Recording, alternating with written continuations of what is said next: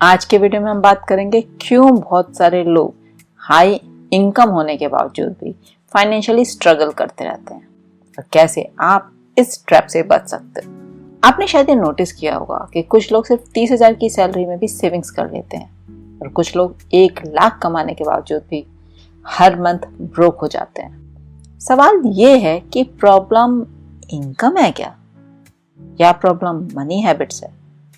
आज के वीडियो में हम यही समझेंगे कि रियल रीजन जो लोगों को फाइनेंशियली ब्रोक रख रहा है, चाहे इनकम कितनी भी हो। नमस्कार, मैं डॉक्टर प्रीति आपका अपने चैनल पर स्वागत करती हूँ और यहाँ हम बात करते हैं मनी माइंडसेट, वेल्थ क्रिएशन और फाइनेंशियल प्लानिंग की, क्योंकि बात सिर्फ पैसे कमाने की नहीं, पैसे बचाने की और पैसे को ग्रो कराने की भी है। सबसे पहले एक इम्पॉर्टेंट डिफरेंस समझिए, इनकम और वेल्थ सेम चीज नहीं होती।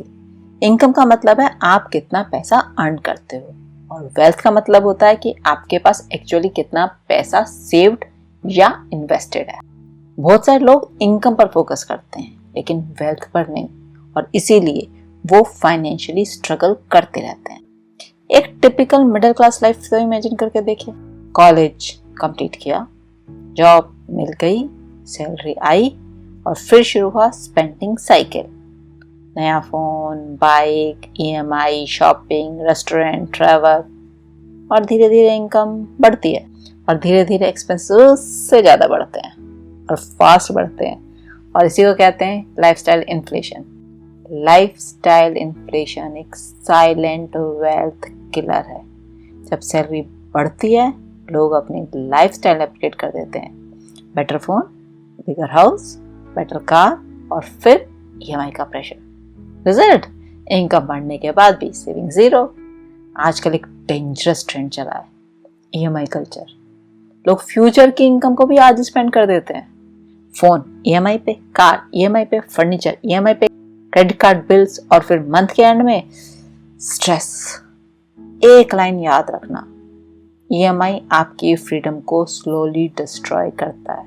फाइनेंशियल एजुकेशन की कमी की वजह से हम सब ये झेलते हैं, क्योंकि स्कूल और कॉलेज में बहुत सारे सब्जेक्ट पढ़े, हिंदी, मैथ, साइंस, हिस्ट्री, पता नहीं क्या क्या, लेकिन एक चीज़ मिसिंग है, मनी मैनेजमेंट। और इसी वजह से लोग अच्छा कमाने के बावजूद मैनेज नहीं कर पाते और बहुत लोग सिर्फ सेविंग्स करते हैं, इन्वेस्ट नहीं करते।